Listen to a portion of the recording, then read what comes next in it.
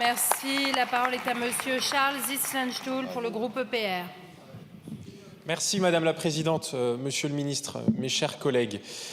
Alors, nous allons à nouveau débattre ce matin de la fiscalité des entreprises. Nous allons certainement assister une nouvelle fois au concours Lépine fiscale du nouveau Front populaire.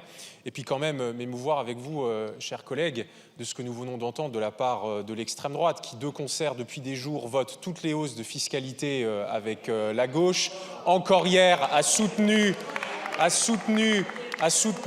l'augmentation de l'impôt sur les sociétés, puis qui ce matin, peut-être se rendant compte quand même que tout ça est irresponsable, fait un virage à 180 degrés et nous explique, comme par magie, alors qu'on ne les a jamais entendus pendant 7 ans soutenir Bruno Le Maire et Emmanuel Macron sur notre volonté de réduire les impôts de production, ce matin peut-être une petite lumière s'est allumée et ils nous expliquent, enfin ils vont tenter de nous faire croire qu'ils sont pour la suppression des impôts de production.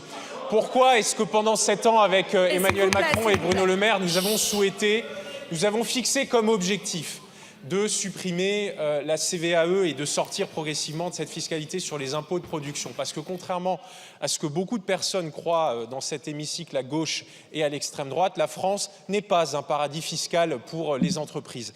Bien au contraire, les chiffres montrent que le poids des impôts de production dans le PIB, dans la richesse nationale, sont de plus de 4% en France, d'ailleurs 4,75, donc on n'est pas loin de 5%.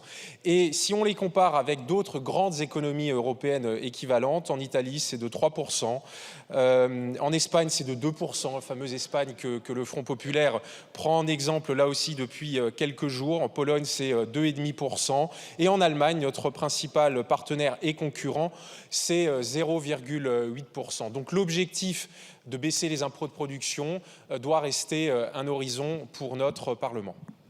Je vous remercie. La parole est à présent Monsieur Jacques Aubertier pour le groupe socialiste.